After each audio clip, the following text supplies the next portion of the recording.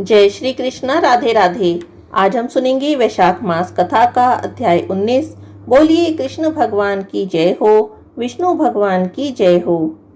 भारद्वाज जी कहते हैं, एक दिन मुनिवर अगस्त्य जी पूर्वाहन काल का नित्य नियम पूरा करके भगवान शिव की आराधना करने के लिए देव मंदिर में गए। उसी समय आकाशवाणी हुई, हे मुने, यह प्रदेश नदी से हीन है, अतः ज्ञान विज्ञान से रहित केवल शरीरधारी ब्राह्मण की भांति दक्षिणाहीन दीक्षा और चांदनी शून्य रात्रि के समान शोभा नहीं पाता। इसीलिए तुम संपूर्ण लोकों का हित करने के लिए इस भूभाग में कोई एक ऐसी नदी बहाओ जो अगाध पाप राशि जनित भय का निवारण करके सदैव सुशोभित रहे। हे मुनिवर, देव समुदाय की यही प्रार्थना है जो सबके लिए हितकर है। इस आकाशवाणी को सुनकर ब्रह्म ऋषि अगस्त्य जी क्षण भर के लिए कुछ विचार करते रहे। उसके बाद देव पूजन समाप्त करके वे बाहर वेदी पर बैठे। उनके आश्रम में जितने मुनि रहते थे उन सबको उन्होंने बुलवाया और आकाशवाणी की कही हुई सारी बात बताई। तब मुनियों ने अगस्त्य जी को प्रणाम करके कहा, हे महर्षि, आपके हुंकार मात्र से राजा नहुष देवताओं के साम्राज्य से नीचे गिर गए थे और सर्प योनि को प्राप्त हुए थे, जिसने संपूर्ण भूमंडल को घेर रखा है और जो अपनी उत्ताल तरंगों से आकाश को भी ताड़ित करता है। ऐसे महासागर को आपने अपने चुल्लू में रख लिया। विंध्य पर्वत भगवान सूर्य का मार्ग रोकने के लिए उदित हुआ था, परंतु आपने उसे भी शांत कर दिया। इन सबसे बढ़कर आश्चर्य की बात और क्या हो सकती है। हे महामुने, तीनों लोकों में हम सब लोग कृतार्थ हैं, जो कि आपसे सनात होकर हम इस आश्रम में निवास करते हैं। यह प्रदेश दक्षिण दिशा में वर्णीय है और समस्त वस्तुओं से परिपूर्ण है, तो भी बहुत दूर दूर तक यहाँ कोई नदी नहीं, इसीलिए शोभा नहीं पाता। हे अनग, कब ऐसा शुभ अवसर प्राप्त होगा जब हम इस देश में आपके द्वारा बहाई हुई किसी महानदी में स्नान करके कृतार्थता का अनुभव करेंगे। हमारी भी प्रार्थना है कि आप यहाँ सबको शरण देने वाली किसी सर्वश्रेष्ठ विश्व वंद्य नदी को निश्चय ही ले आने के लिए प्रयत्न करें। तब मुनीश्वरों की आज्ञा लेकर देवताओं और भगवान शिव की विशेष पूजा करके मुनि ने महान कलेश में दुसह व्रत को अंगीकार किया और बड़े यत्न से भारी तपस्या प्रारंभ कर दी। गर्मी में पंचाग्नि का ताप सहन किया, वर्षा में आंधी पानी और विद्युत का सामना किया, सर्दी में गले तक पानी में खड़े होकर जब ध्यान करते रहे। उसके बाद मन की वृत्तियों को रोककर निराहार रहकर इंद्रियों को काबू में करके पत्थर की भांति स्थिर हो गए। उस समय उन्हें बाहर की बातों का कुछ भी भान नहीं होता था। तपस्या में लगे हुए अगस्त्य जी के सामने ब्रह्मा जी प्रकट हुए। उन्हें देखकर मुनि ने प्रणाम किया और अनेक प्रकार के स्तोत्रों द्वारा उनकी स्तुति की। तब अगस्त्य जी की ओर देखकर प्रसन्न वंदन हो ब्रह्मा जी ने पवित्र वाणी में कहा, उत्तम व्रत का पालन करने वाले हे महर्षि, तुम्हारे इस तप से मैं संतुष्ट हूँ। तुम्हें जो अभिष्ट हो वह वरदान मांगो, मैं अवश्य ही दूंगा। तब अगस्त्य जी ने कहा, हे प्रभु, आपकी कृपा से मुझे सब कुछ प्राप्त है, किंतु इस प्रदेश को नदी से हीन देखकर मेरे मन में खेद होता है। हे देवेश्वर, यहाँ की भूमि को पवित्र और सुरक्षित करने में समर्थ किसी महानदी को प्रकट करने की कृपा करें, यही मेरे लिए अभिष्ट वर होगा। अगस्त्य जी का वचन सुनकर ब्रह्मा जी ने कहा कि ऐसा ही होगा। फिर उन्होंने अपने मन से आकाश गंगा का स्मरण किया और जब वह उनके आगे आकर खड़ी हो गई तब उससे कहा, हे गंगे, संसार का उपकार करने वाले कार्य में संलग्न होने के लिए मैं तुम्हें आज्ञा देता हूँ। इस नदीहीन देश में सब लोगों के हित के लिए कोई नदी प्रवाहित करने के लिए ये अगस्त्य जी तपस्या और चेष्टा कर रहे हैं। इसीलिए तुम अपने एक अंश से पृथ्वी पर उतरकर अगस्त्य जी के दिखाए हुए मार्ग से जाओ और यहाँ के रहने वाले मनुष्य को पवित्र करो। समस्त नदियों में तुम्हारा श्रेष्ठ स्थान हो और तुम अपनी शरण में आए हुए लोगों की रक्षा करो। ऐसा कहकर ब्रह्मा जी उस आकाश गंगा और अगस्त्य मुनि के द्वारा किए गए प्रणाम, पूजा और विशेष स्तुतियों से अभिनंदित होकर वहां से अंतर्ध्यान हो गए।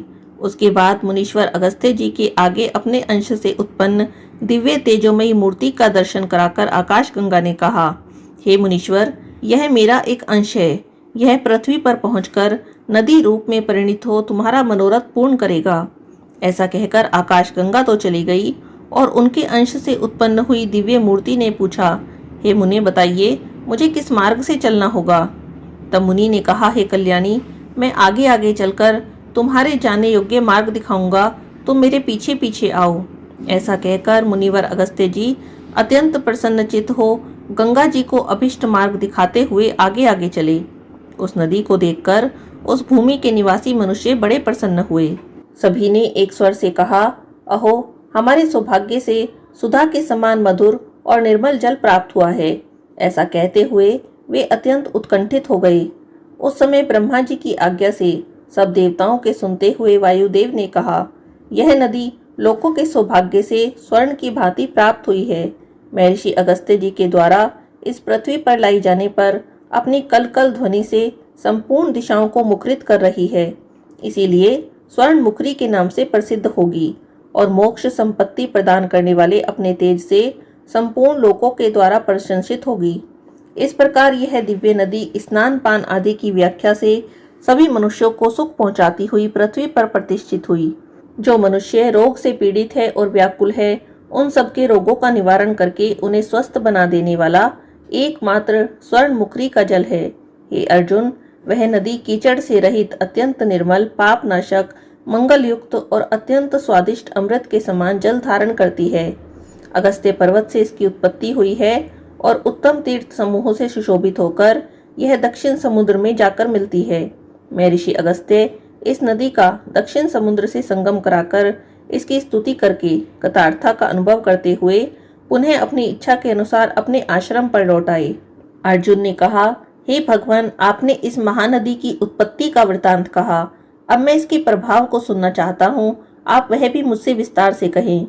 तब भारद्वाज जी बोले, हे पांडुनंदन, 100 योजन दूर से भी इस स्वर्ण मुखरी नदी का स्मरण करके मनुष्य सब पापों से मुक्त हो जाते हैं।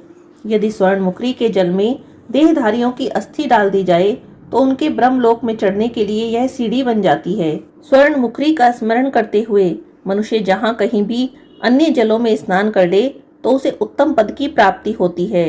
इंद्रादि देवता स्वर्ण मुखरी नदी में स्नान करने के लिए ललचाए हुए चित्त से मनुष्य शरीर को ही प्राप्त करना चाहते हैं। यदि तोला भर भी स्वर्ण मुखरी नदी का जल पी लिया जाए तो वह देहधारियों के पर्वत समान पापों का भी शीघ्र ही नाश कर देता है। देवताओं में विष्णु, नक्षत्रों में चंद्रमा, मनुष्यों में राजा, वृक्षों में कल्प वृक्ष, महाभूतों में आकाश, समस्त शक्तियों में माया शक्ति, सभी मंत्रों में गायत्री, सभी शस्त्रों में वज्र, तत्वों में आत्म तत्व, यजुर्वेद के मंत्रों में रुद्र अष्टाध्यायी, नागों में शेष नाग, पर्वतों में हिमालय, क्षेत्रों में वाराह क्षेत्र और इंद्रियों में मन के समान संपूर्ण नदियों में स्वर्ण मुखरी नदी श्रेष्ठ है। अगस्त्य पर्वत से प्रकट होकर दक्षिण समुद्र में मिलने वाली और सब पापों का नाश करने वाली तुम स्वर्ण मुखरी नदी की मैं शरण लेता हूँ। हे जगदम्बे, बड़े बड़े पातकों से दग्ध हुए अपने इस शरीर को मैं तुम्हारे जल से धोता हूँ, तुम मुझे कल्याण से युक्त करो। इन 2 सूक्तों का भली भांति उच्चारण करके जो मनुष्य नियम पूर्वक स्वर्ण मुखरी नदी के जल में स्नान करता है वह शुद्ध हो जाता है और आनंद का भागी होता है। हे कुंती नंदन, चंद्र ग्रहण और सूर्य ग्रहण के समय स्वर्ण मुखरी नदी के तट पर किया हुआ स्नान, दान आदि अनंत फल की प्राप्ति कराने वाला होता है। संक्रांति में और व्यातिपात के दिन स्वर्ण मुखरी नदी में किया हुआ स्नान मनुष्य का उद्धार कर देता है। स्वर्ण मुखरी के जल में स्नान करके मनुष्य दुस्वप्न के विघ्न से, ग्रहों के दुष्ट स्थान में रहने से प्राप्त होने वाले पाप ताप से तर जाता है। स्वर्ण मुखरी के तट पर किया हुआ जप, होम, तप, दान, श्राद्ध और देव पूजन 100 गुना फल देने वाला होता है। हे अर्जुन, इस प्रकार तुमसे मैंने महानदी स्वर्ण मुखरी की उत्पत्ति और प्रभाव का भली भांति वर्णन किया है। बताओ अब तुम और क्या सुनना चाहते हो। अर्जुन ने आगे क्या कहा ये हम अगले अध्याय की कथा में सुनेंगे। आज के अध्याय की कथा यहीं पर समाप्त होती है। बोलिए विष्णु भगवान की जय हो। अब हम सुनते हैं वैशाख के महीने में सुनी जाने वाली धर्म राज्य की कहानी। बोलिए धर्म राज्य की जय हो। बोलिए धर्म राज्य की जय हो। एक समय की बात है, नैमिषारण्य में शौनक आदि सभी ऋषि परम श्रद्धा के साथ पुराणों के मर्मज्ञ सूत जी महाराज से पूछने लगे कि हे भगवान, हम आपके मुखारविंद से धर्म राज्य की कथा, उसका विधान और उसका महात्म्य सुनना चाहते हैं, सो आप कृपा करके हमें धर्म राज्य की कथा सुनाइए। सूत जी बोले, हे ऋषियों, आप लोगों ने मनुष्य के कल्याण की कामना से मुझसे पूछा है, अतः मैं आज आप लोगों को धर्म राज्य की ही कथा सुनाता हूँ। सारे तीर्थ और व्रत करने से, नाना प्रकार के दान देने वाले मनुष्य भी जिनके उद्यापन के किए बिना सुख के भागी नहीं हो सकते। इस विषय में आप लोगों को इस लोक में सुख और आगे के स्वर्ग सुख प्राप्ति के लिए धर्म राज्य की श्रेष्ठ कथा कहता हूँ। आप लोग बड़े ध्यान से सुने। पूर्व काल की बात है। राजा प्रभुवाहन महोदयपुर में राज्य करते थे। वह राजा बड़े ही धर्मात्मा थे, दयालु थे, गो ब्राह्मण अतिथियों की पूजा करते थे। उनके राज्य में हरिदास नाम का महाविद्वान और एक श्रेष्ठ ब्राह्मण रहता था। उनकी पत्नी भी बड़ी ही सुशील थी और धर्मवती थी। उनका तो नाम भी गुणवती था। हरिदास जी विष्णु सेवक बड़े तपस्वी थे। तदनुसार उनकी पत्नी भी श्री भगवान की भक्त थी और पतिव्रता थी। उसने प्राय सभी प्रसिद्ध देवताओं के व्रत किए, परंतु धर्मराज जी की यानी धर्मराज नाम से प्रभु की कभी सेवा नहीं की। वह गणेश जी के, चंद्रमा के, हरितालिका आदि देवियों के, राम जन्म के, जन्माष्टमी के, शिवरात्रि के, शिव जी के सभी व्रत करती थी। बड़ी श्रद्धा से एकादशी का व्रत करती थी और यथाशक्ति दान भी देती थी, अतिथि सेवा भी करती थी। इस प्रकार धर्मपरायण वह वृद्धावस्था में मृत्यु को प्राप्त हुई तो यम के दूत आदर से उन्हें धर्म राज्य के पुर ले गए। दक्षिण दिशा में पृथ्वी से कुछ ऊपर अंतरिक्ष में धर्म राज्य का बड़ा भारी नगर है, जो पापी लोगों को तो बड़ा भय देता है। धर्म राज्य का वह पुर 1000 योजन का है, चौकोर है और उसके 4 द्वार हैं। नाना प्रकार के रत्नों से शोभायमान है। उसमें कई मनुष्य जो पुण्य भोगने को आए हैं निवास कर रहे हैं। स्थान स्थान पर गीत सुनाई देते हैं और बाजे बजते हैं। उस नगर के 7 कोट हैं। उसके बीचों बीच महासुंदर धर्म राज्य का मंदिर है। वह भी रत्नों से बना हुआ है। अग्नि, बिजली और बाल सूर्य के समान चमक रहा है। उसके दरवाजे की पैड़ियां स्फटिक मणि की और हीरे की कणियों से आंगन चमक रहा है। उन्हीं के मध्य में अनुपम सुंदर सिंहासन पर श्री धर्मराज जी भगवान विराजित हैं। उनके पास ही चित्रगुप्त जी का भी स्थान है, जो मृत प्राणियों के पाप पुण्य का लेखा भगवान धर्मराज जी को सुनाते हैं। यमराज जी के दूत जब गुणवती को वहां ले गए तो उनको देखकर वह भयभीत होकर कांपने लगी और नीचे मुख करके खड़ी हो गई। चित्रगुप्त जी ने उसके पूर्व जन्म के किए पाप पुण्य का लेखा जोखा पढ़कर सुनाया। धर्मराज जी उस गुणवती की हरिहर आदि सभी देवों में और अपने पति में भक्ति देखकर बहुत प्रसन्न हुए, पर उनके मुखमंडल पर कुछ उदासी भी थी और उस उदासी को गुणवती ने भी देखा। धर्मराज जी को उदास देखकर गुणवती ने निवेदन किया कि हे प्रभु, मेरी समझ में तो मैंने ऐसा कोई दुष्कृत्य नहीं किया जिससे आप उदास हो सकें। फिर आप उदास क्यों हैं? मुझे इसका कारण बताइए। धर्मराज जी ने कहा, हे देवी, तुमने व्रत आदि से, दान से सभी देवों को संतुष्ट किया, परंतु मेरे नाम से तो तुमने कुछ भी नहीं किया, ना ही कोई व्रत और ना ही कोई दान पुण्य। यह सुनकर गुणवती बोली, हे भगवान, आप मेरे अपराध को क्षमा करें। मैं आपकी उपासना पद्धति नहीं जानती। अब आप ही कृपा करके मुझे बताइए कि आपकी उपासना कैसे की जाती है, कैसे व्रत किया जाता है, जिससे कि सभी मनुष्य आपके प्रीति पात्र बन सके। यदि मैं आपके भक्ति मार्ग को आपके मुख से श्रवण करके वापस मृत्युलोक में जा सकूं, तो आपको संतुष्ट करने का उपाय अवश्य करूंगी। तब धर्मराज जी बोले, सूर्य भगवान के उत्तरायण में जाते ही जो महापुण्यवती मकर संक्रांति आती है, उस दिन से मेरी पूजा शुरू करो। इस प्रकार साल भर मेरी कथा सुनो और पूजा करो। इसमें कभी भी नागा नहीं करो। आपातकाल आने पर भी मेरे धर्म के इन 10 अंगों का पालन करो। धृति और लाभ संतोष, क्षमा, यम नियम द्वारा मन को वश में करना, किसी की वस्तु नहीं चुराना, मन से पर स्त्रियों या पर पुरुषों से बचना, यानी मन की शुद्धि और शारीरिक शुद्धि, इंद्रियों के वश में ना रहना, बुद्धि की पवित्रता यानी मन में बुरे विचार मत आने देना, शास्त्र विद्या का स्वाध्याय यानी पूजा पाठ करना, कथा सुनना और व्रत करना।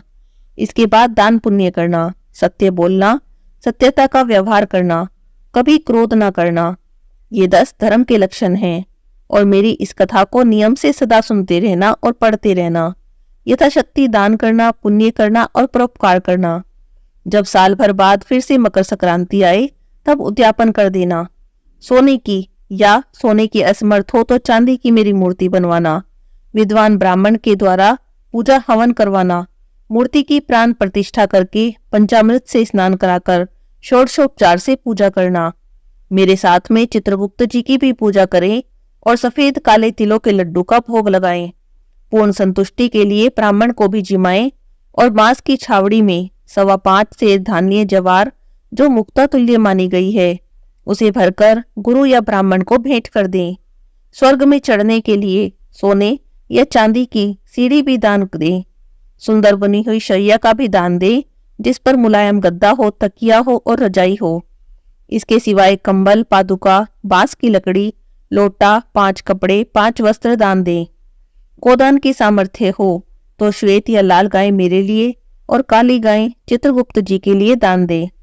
ये दान की वस्तुएं सर्वसाधारण के लिए हैं, धनवान व्यक्ति भी दे तो और अच्छा है। गुणवती ने भगवान से अब प्रार्थना की, हे प्रभु, यदि ऐसी ही बात है तो मुझे यमदूतों से छुड़ाकर फिर से पृथ्वीलोक में भेजिए, जिससे कि मैं आपकी कथा का प्रचार कर सकूं। जो ही उसकी प्रार्थना पर भगवान धर्मराज जी ने स्वीकृति दी तो ही उसके मृत शरीर में पुनः प्राणों का संचार हो गया। तब उसके पुत्रादि कहने लगे कि बड़ी प्रसन्नता है कि हमारी माताजी मरकर भी जिंदा हो गई। इसके बाद गुणवती ने अपने पति और पुत्रादि को सभी बातें कही जो धर्मराज जी ने मनुष्य कल्याण के लिए कही थी। फिर उसने व्रत रखने शुरू कर दिए। मकर संक्रांति के दिन से उसने रोज धर्मराज जी की पूजा की और कथा की। स्वर्ग में जाने के लिए अनेकों प्रकार के दान और पुण्य कर्म भी आरंभ कर दिए। इस प्रकार गुणवती साल भर में धर्मराज जी की कथा सुनकर धर्म के 10 अंगों का पालन करके मृत्यु के बाद जब स्वर्ग पहुंची तब देवताओं ने भी उसका बड़ा आदर किया और सदा स्वर्गीय भोगों को भोगती रही। सूत जी महाराज ने शौनक आदि ऋषियों से कहा, हे मुनियों, जिस घर में स्त्री और पुरुष इस धर्मराज जी की व्रत कथा को श्रद्धा से प्रतिदिन पढ़ते हैं या सुनते हैं वे सभी दुखों से मुक्त हो जाते हैं। इसमें कुछ भी संशय की बात नहीं है। मृत्यु काल में यमदूत जो लेने आते हैं वे भी उसको आदर से ले जाते हैं और धर्मराज जी भी उसे सदा सुखी रखते हैं। यदि उन मनुष्य के कुछ पाप भी बाकी हों तो शीघ्र ही पापनाश का उपाय बताकर पापनाश मुक्ति में उनके सहायक बनते हैं। गरुड़ पुराण में भी लिखा है कि पापी लोगों को यमदूत महान कष्ट पहुंचाते हुए ले जाते हैं, पर धर्मराज जी की इस कथा को करने वाले को यमलोक के मार्ग में भी कष्ट नहीं होते और वे प्राणी शीघ्र ही स्वर्ग और अपवर्ग यानी मोक्ष तक प्राप्त हो जाते हैं। बोलिए धर्मराज जी की जय हो।